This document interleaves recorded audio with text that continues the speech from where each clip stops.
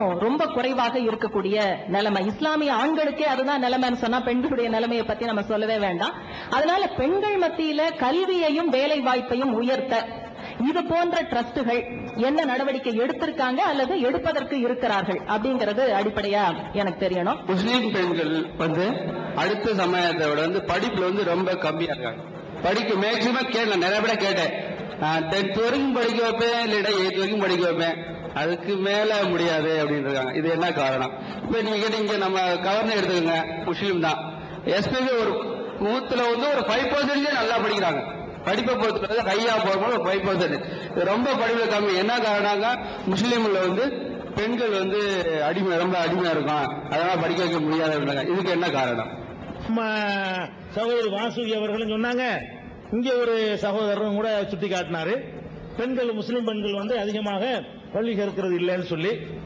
அதாவது பெண்கள் எவ்வளவு கற்கிறது இல்லையோ அதே அளவுக்கு தான் ஆண்களும் கற்பதில்லை. நீங்க நல்லா விளங்கிக்கணும். முஸ்லிம்களை பொறுத்த வரைக்கும் ஆண்களும் அதிகமாக படிப்பதில்லை. அப்ப வந்திருக்கக்கூடிய முஸ்லிம் சகோதரர்கள் பட்டதாரிகள் மாத்திரம் கை தூக்குங்கம்மா பார்ப்போம். வெளியே எண்ணி பாருங்க. நீங்க கேட்டீங்களா சொல்றேன். அதாவது நான் 5% சொன்னார்ல, ஆம்பளை 3% தான். வாங்க, ஒரு 8-10 இருக்குன்னு நினைக்கிறேன். வெளியே இருக்கிற பூரா முஸ்லீம் தான். இவ்வளவு பெரிய கூட்டத்தில் 8 பேர் பட்டதாரி. விளைங்கிறது சொல்றேன். அவ்வளவு பரிதாபம். ஏன்னு கேட்டா, வெள்ளையர்கள் காலத்துல எல்லாம் சிறுபான்மை சமுதாயம் என்ற அடிப்படையில் தனியாக இடஒதுக்கீடு வழங்கப்பட்டுச்சு, சிறுபான்மைக்கு என்று சொல்லி. ஏன்னா பெரும்பான்மையா உள்ளவங்க அவங்களுக்கு தகுதியாக தான் சிந்திப்பாங்க. அதனால சிறுபான்மையின் பாதிக்கப்படக்கூடாதுக்கா வழங்கினாங்க. நாடு சுதந்திரம் அடைஞ்ச பிறகு அதை எடுத்துட்டாங்க. சிறுபான்மை என்ற அடிப்படையில் உள்ள இடஒதுக்கீட்டை சுத்தமாக நீக்கிட்டாங்க. இன்னும் சொல்ல போனா முஸ்லீம்கள் கல்வியில பின்தங்கி இருக்கிறதுக்கு இன்னொரு காரணம் என்னன்னு கேட்டா, நாடு இது ஆணு பெண் 2 பேருக்கும் பொதுவாக உள்ளது. பெண்ணுக்கு பெண் நீங்க சொன்னா நான் ஒதுக்க மாட்டேன். அது அளவுக்கு நான் சொல்லுவேன். ஏன்னா பெண்கள் பேசும்போது பெண்கள் பத்தி தான் உங்களுக்கு தெரியுது. நீங்க பெண்கள்கிட்ட கையை தூக்கினா கூட ஒரு 1000 பெண்ணை 1000 ஆணை வச்சு கையை தூக்க சொன்னீங்கன்னா பெண்கள் அதிகமா கையை தூக்குவாங்க, ஆண்கள் அதை விட கம்மியா தூக்குவாங்க. அதுக்கு காரணம் இருக்கு, நான் சொல்றேன் விவரத்தை. முதலாவதாக, வெள்ளையர்களை எதிர்த்து போராடக்கூடிய அந்த காலகட்டத்தில் வெள்ளையர்களுடைய மொழி ஆங்கில மொழி. உயர் கல்வி எல்லாம் ஆங்கிலத்தில் தான் இருந்துச்சு. எங்க முன்னோர்கள் என்ன பண்ணாங்கன்னு கேட்டா, வெள்ளைக்காரனை விரட்டணுங்கிறதுக்காக வேண்டி ஆங்கிலம் படிக்கிறது ஹராம்னு சொன்னாங்க. இஸ்லாத்துல ஹராம்னா கூடாது, அது பாவம்னு சொன்னாங்க. ஆனா இஸ்லாத்துல ஆங்கிலம் படிக்கிறது பாவம் இல்ல, வெள்ளைக்காரனை விரட்டுறதுக்காக இப்படி சொன்னாங்க. அவன் மொழி மேல வெறுப்பு வந்துச்சுன்னு சொன்னா அவனுடைய பேண்ட் போடுறது ஹராமுண்டாங்க, கிராப் வெட்டுறது ஹராமுண்டாங்க. வெள்ளையர்களுடைய நட, உடை, பாவனை, உணவு பழக்கத்தை வரைக்கும் எங்க சமுதாயத்தில் உள்ள மார்க்க அறிஞர்கள் அது கூடாது, பாவம்னு சொல்லிவிட்டாங்க. அதனால 50 வருஷத்துக்கு முன்னாடி இடஒதுக்கீடு இருந்துச்சு பாருங்க, அப்போ நாங்க படிக்கல. வாய்ப்பு திறந்து விட்டாங்க வெள்ளக்காரன் சிறுபான்மைக்கு. எங்க ஆளுங்க படிக்காத ஒரே அமைக்க விட்டாங்க. இந்த அலிகர்ல யூனிவர்சிட்டி அந்த நேரத்தில் ஆரம்பிச்சாரு, அவரை காஃபிர்னு விட்டாங்க. இதையெல்லாம் மீறி அலிகர் யூனிவர்சிட்டி ஆரம்பிச்சாரு, அவர் என்ன பண்ணிவிட்டாங்க, சார் சையத் அகமது கான் அவரை பிடிச்சி காபீர் இஸ்லாத்துக்கு வெளியேற்றாங்க. அப்படி நாங்க பாதிக்கப்பட்டோம். சுதந்திரத்துக்கு பிறகு நாட்டுக்காக வேண்டி படிப்பை தியாகம் செஞ்ச ஒரு சமுதாயம் இது. ஒரு ரிசர்வேஷனை கொடுத்து கொஞ்சம் படிங்கப்பான் இருக்கலாம், ரிசர்வேஷன் எடுத்துட்டாங்க. இப்ப படிக்காத ஒரு இந்த சமுதாயத்தில் நாங்க படிச்சு உயர்கல்வி கிடைக்க மாட்டேங்குது, எங்களுக்கு சீட்டு இல்ல.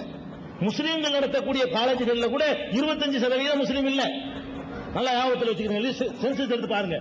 முஸ்லீம்கள் நடத்துகிற காலேஜில் கூட எங்க காலேஜ் நடத்துற விற்கிறான் சீட்டுகளை காசுக்காக வேண்டி. முஸ்லீம்கள் நடத்துற காலேஜில் முஸ்லீம் அல்லாத சமுதாயத்தில் அதிகமா படிக்கிறாங்க. நான் பொறாமைக்கு சொல்லல, அந்த அளவுக்கு இந்த சமுதாயம் கல்வியில ஆண்களை கூட பின்தங்கி தான் இருக்கிறாங்க. ரெண்டாவது என்னன்னா, அப்படியே நாங்கள் முக்கி முனகி ஒரு மாதிரியா படிச்சு வந்தாலும் கண்டிப்பா வேலை கிடைக்காது. படிச்சு விட்டு அந்த சவுதி அரேபியாவுக்கு தான் போகணும், இல்லைன்னா மலேசியா சிங்கப்பூருக்கு தான் போகணும். அதுக்கு படிக்காம போயிட்டு போறோமே. இந்த ஒரு மனநிலையில டோட்டல் சமுதாயம் வந்திருக்கு, பெண்கள் மாத்திரம் அல்ல, ஆண்கள் பெண்கள் எல்லாருமே வந்திருக்கு. நாங்க அதையும் மீறி படிக்க சொல்லி தூண்டிக்கிட்டு இருக்கோம். நான் அதை நியாயப்படுத்தல, அதை நான் நியாயப்படுத்தவில்லை. படிப்பதற்குரிய எல்லா ஏற்பாடுகளையும் பண்ணணும்னு சொல்லி நாங்களே கல்வி உதவி திட்டம் வைத்து, இப்ப நாங்க சமீபத்தில் ஆரம்பித்த எங்களுடைய உணர்வு பத்திரிகையின் மூலமாக கூட நாட்டிலேயே நல்ல மார்க் எடுத்த 2 பேருடைய படிப்புக்காக வேண்டி முழு செலவையும் ஏற்று நாங்க செலவு பண்ணிட்டு இருக்கிறோம். இன்னும் அதை விரிவுபடுத்துவதற்கான திட்டத்தில் நாங்கள் இறங்கி இருக்கிறோம். நிலைமையே சொல்றேன், இது படிக்கிறதுடைய விஷயம், அது முடிஞ்சிருச்சு. அது போக ஒன்னே ஒன்னு இருக்குங்க, இஸ்லாம் இந்த கோ எஜுகேஷன் இருக்கு பாருங்க, அதை ஒத்துக்கிறவே செய்யல. அது நீங்க எத்தனை நியாயங்கள் சொன்னாலும் சரி, ஆண்களும் பெண்களும் சேர்ந்து பயிலக்கூடிய இடங்களில் எல்லாம் கண்டிப்பாக பெண்கள் போகப் பொருளாக மாத்திரம்தான் பார்க்கப்படுவார்கள். நீங்கள் அப்படி இருக்கிறீர்களோ இல்லையோ? அதனாலதான் ஒரு ஆசிரியனை எழுத்தறிவித்தவன் இறைவன் ஆவான்லாம் சொல்லக்கூடிய ஒரு நாடு இது. இஸ்லாம் அதை ஒத்துக்கிறாது இறைவன்கிறத. அப்படி சொல்லக்கூடிய ஒரு பண்பாடு தமிழ் பண்பாடுங்க. எழுத்து அறிவிக்கிறவன் இருக்கிறான அவன் இறைவனுக்கு சமமானவன். அந்த இறைவன் என்ன செய்யறான்? மாணவியை கற்பழிக்கிறாங்க. அதுக்கு என்ன காரணம் தெரியுமா? ஆண்களை பத்தி பொம்பளைங்களுக்கு நான் சொல்லக்கூடிய அறிவுரை தான். ஆண்கள் எப்போதும் ஆண்கள் தான். ஞாபகம் வச்சுக்கோங்க. உங்களை பெத்த அப்பன் அண்ணனை தவிர ஆம்பளைங்கிறவன் ஆசிரியரா இருந்தாலும் அவன் உங்களை பொம்பளையா பாப்பானே தவிர வேற ஒன்றா பார்க்க மாட்டான். இது எந்த ஆன்மீக குருவா இருந்தாலும் சரி, பிரேமானந்தா சுட்டி காட்டினாங்க. அவங்களாம் யாருங்கிறீங்க? அவங்களாம் யாரு? ஆன்மீக வழிகாட்டுறது போனவங்க தானே. கல்வி கற்றுக்கூடிய முஸ்லீம்ல ஒருத்தர் மீரான் மீதி இருந்தாங்க. அப்புறமேல ஜான் ஜோசப்னு சொன்னாங்க. யாரா இருந்தாலும் சரி, நானா இருந்தாலும் சரி, நீங்களா இருந்தாலும் சரி, எவரா இருந்தாலும் சரி, ஆண்கள் என்பவர்கள் இந்த விபரீதத்தை தான் பெண்கள் புரியணும். அதாவது அழகா ஏமாற்றி அவ்வளவு அழகா மொழிகி பெண்கள் அம்போடு விட்டுட்டு போயிருவாங்க. இந்த கெட்ட குணம் கெட்ட இயல்பு ஆம்பளை இருக்கிறத யாரும் மறுக்க முடியாது. அது பெண்களுக்கு புரியுமோ புரியலையோ, பாம்பின்கால் பாம்பறிங்கிற மாதிரி அந்த பாம்புல ஒரு பாம்பாக நான் உங்களுக்கு சொல்றேன். பாம்புடைய கால் பாம்புக்கு தான் தெரியும், பொம்பளைகளுக்கு தெரியாது. எல்லாம்பளை அப்படித்தாங்க. ஒரு 1000 லட்சத்துல ஒருத்தன் வேண்டாம் விதிவிலக்கா இருப்பானோ என்னமோ தெரியல. அதான் விஷயம். அதனால இந்த கலந்து படிச்சீங்கன்னு வைங்க, அதுல பாதிப்பு ஏதாவது ஏற்பட்டுச்சுன்னா இவனுக்கு ஒன்றும் பாதிப்பு இல்லை. உடற்கூறு ரீதியா இவனுக்கு பாதிப்பு இல்லை. கூட்டி கொண்டு போய் கொடைக்கானல் ஆட்சியில் விட்டு வைக்கிறோம். பாக்குறோம். 13 வயசுல தாயாகிட்டு போயிருவான், 15 வயசுல தாயாகிட்டு போயிருவான். மேலை நாடுகள் அப்படி பிறந்த குழந்தைகள் ஹிப்பிகளாக அலைந்து தாய் யாரு தந்தை யாருன்னு தெரியாம, வளர்க்கு அன்பு இல்லாம பாசம் இல்லாம ஹரே ராமா ஹரே கிருஷ்ணான்னு சொல்லி ஒரே போதையில மயங்கி கிடக்கூடிய ஒரு ஜெனரேஷனே உருவாகி போச்சு. நம்ம பார்த்துக்கிட்டு இருக்கோம். பெத்த பிள்ளைங்கள அதாவது இந்த மாதிரி தகப்பன் பேர் தெரியாமல் உருவாகக்கூடிய குழந்தைகள் ஒரு ஜெனரேஷன் அழிஞ்சு நாசமாயிரும். அதனால நம்ம என்ன செய்யறோம்னா, ஓநாய்களுக்கு மத்தியில பழகுற ஆடு சமம்னு நினைக்க கூடாது. ரொம்ப டேஞ்சரான ஆளுக்கு நினைச்சு பழகுங்க. எப்பவும் சொல்றேன், அழகா தோழி மாதிரி பழகுவான், ஆசிரியர் மாதிரி பழகுவான், நண்பன் மாதிரி பழகுவான், மதுகுரு மாதிரி பழகுவான், மருத்துவனா பழகுவான், வக்கீலே வந்துச்சு விவகாரம். எந்த துறைங்க? ஆனா இந்த கில்லுன்னு ஒரு அதிகாரி, அந்த பொம்பளை பேர் என்ன? அந்த அம்மா பேர் என்ன? பஜாஜ் பொம்பளை. ஒரு ஐபிஎஸ் அதிகாரி, டிஜிபி, முன்னாள் டிஜிபி. இந்த அம்மாவும் படிச்ச ஒரு அதிகாரி. இவனுக்கு பொம்பளையா தான் தெரியுது. பாருங்க, ஒரு ஐபிஎஸ் சட்டம் ஒழுங்க, ஒரு மாநிலத்தினுடைய சட்டம் ஒழுங்க காக்கக்கூடிய அதிகாரியுடைய கில்லுடைய பார்வையில, பஞ்சாபுடைய டிஜிபி அவர் பார்வையில அந்த அம்மா ஒரு தனக்கு கீழே இருக்கிற அதிகாரி அவருக்கு தெரியல, பொம்பளையா மட்டும்தான் தெரியும்.